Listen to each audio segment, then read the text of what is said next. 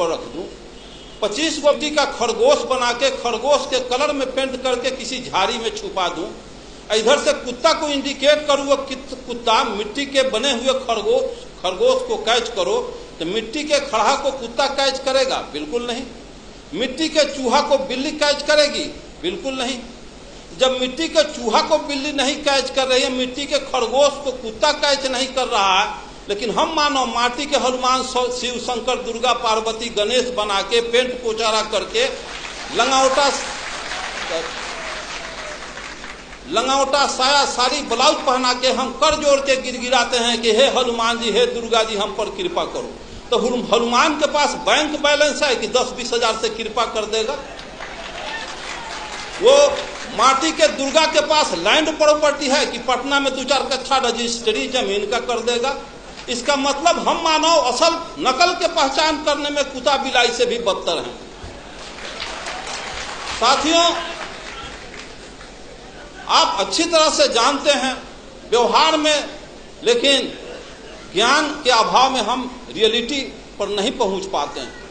जब यह दर्शन है कि ऊंची नीची भूमि अच्छी पैदावार नहीं दे सकती, ऊंची नीची भूमि अच्छी पैदावार नहीं दे सकती, उभर खाभर रोड रास्ता अच्छी गति प्रदान नहीं कर सकती, तो जिस समाज में ऊंच नीच छुआछूत के भेदभाव रखने वाले लोग क्या समाज राष्ट्र का कल्याण कर सकते हैं?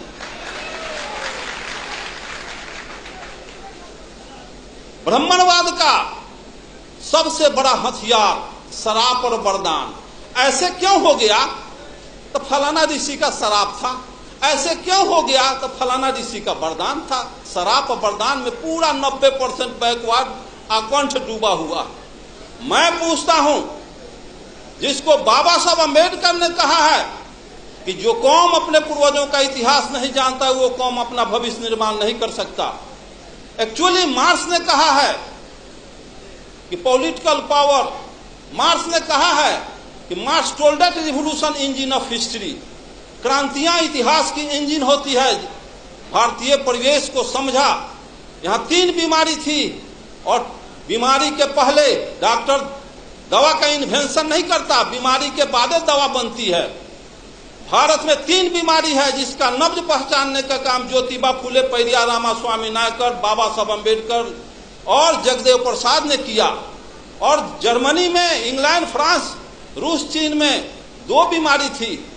और पूंजीवादी और सामंती व्यवस्था, यहाँ जातीय व्यवस्था भी, ब्राह्मणवादी व्यवस्था भी है। इसलिए यहाँ का मार्क्सवाद बाबा साहब अम्बेडकर, लेनिन, जगदेव प्रसाद। तो मैं पूछता हूं कि जब ऊंची नीची भूमि अच्छी पैदावार नहीं दे सकती, उसी तरह से इतिहास जानो।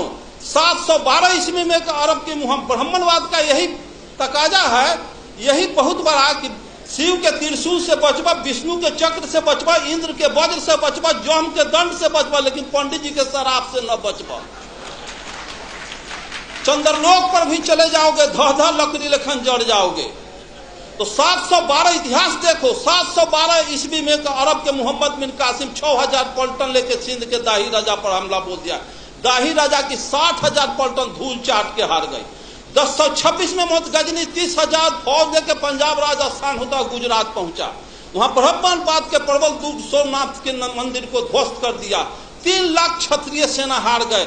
हिस्ट्री में पढ़ा था, सभी देवी देवता सोने चांदी के थे। 80 को खच्चर, गधा, हाथी पर गजनी, सभी शिव, शंकर, दुर्गा, पार्वती को सोने चांदी को ढाह के मार मुकदर के कचूमर निकाल के ले गया अफगान।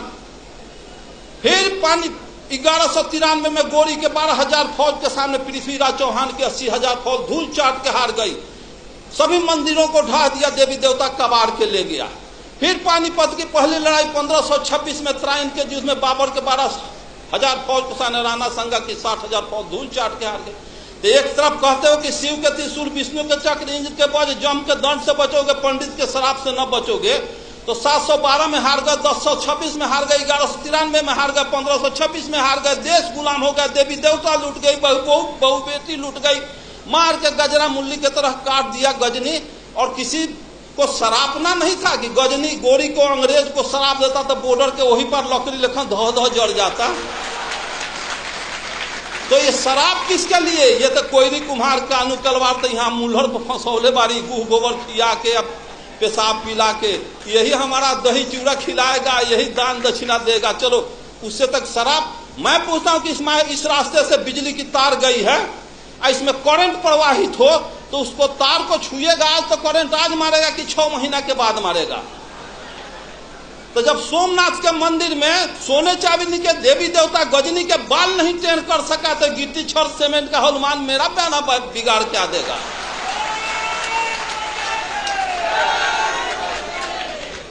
और यहाँ के मूलवासियों का एक ही उपाय है, जो मेश्राम साहब का तो सुने ही हैं और सुनेंगे। जिस स्थिति में आर्यों के पोजीशन में हैं, आर्य जिस पोजीशन में हैं, सिर्फ वही पोजीशन जो पोजीशन सर्प और चूहा का है। सर्प जाता है चूहे के बनाया हुआ घोंसला में, घर में बिल में प्रवेश करता है और घरवैया को, उसके बाल बच्चा को भी खा जाता है, उसको भी खा जाता है और घरवो दखल कर लेता है। उसी तरह से यहाँ के आर्य बाहर से आया और यहाँ के मूलवासी घरवैया को खा गया, आज भी खा रहा है, घरवो दखल कर लिया। 90% बैकवर्ड गुलाम बना हुआ। इसको सोचना होगा, समझना होगा, जानना होगा। दुनिया के सारे लोग ब्राह्मणवाद के तिक्रम को समझ गए कि यहाँ के बैकवर्ड मूलवास अनुसूचित जाति के लोग नहीं समझे। 1945 में हिरोशिमा नागासाकी पर परमाणु बम गिरा तो ब्रिटेन के प्राइम मिनिस्टर चर्चिल का हृदय पिघल गया कि हिरोशिमा में, जापान में लाखों आदमी के निधन पर। तो इंटरनेशनल कमेंट किया चर्चिल और कहा कि हम अमेरिका को समझदार समझते थे लेकिन अमेरिका समझदार नहीं निकला। किसी राष्ट्र को बर्बादे करना था तो परमाणु बम काहे लग गिराया? भारत से 4 गो ब्राह्मण लेके जापान में बसा देता, उसका सर्वनाश कर देता। तो 4 ब्राह्मण किसी राष्ट्र को बर्बाद कर सकता है। और जिस देश में घरे घरे ब्राह्मण बसा, अगुआड़ा पछुआड़ा ब्राह्मण मरवा गाड़ के छोड़ जात, सत्यनारायण झूठनारायण अंगना में बोला करके अपन कार्य को संपादित करता है, उस देश के बैकवर्ड को कभी कल्याण होने वाला है? पिछड़ा का कल्याण होने वाला है? जब 1919 में ब्रिटिश सरकार अधिनियम 7 के तहत ब्राह्मणों को जज बनने पर प्रतिबंध लगा दिया और यह कहा कि इनके अंदर न्यायिक चरित्र नहीं होता है, तो ब्राह्मण के सारे तिक्रम को अंग्रेज मुगल समझ गए, लेकिन यहाँ के माँ आज तक मूलवासी नहीं समझे हैं, जिसका नतीजा 90% 85% होने के बाद भी 10% सवर्णों आर्यों का हम चमचागिरी कर रहे हैं। साथियों,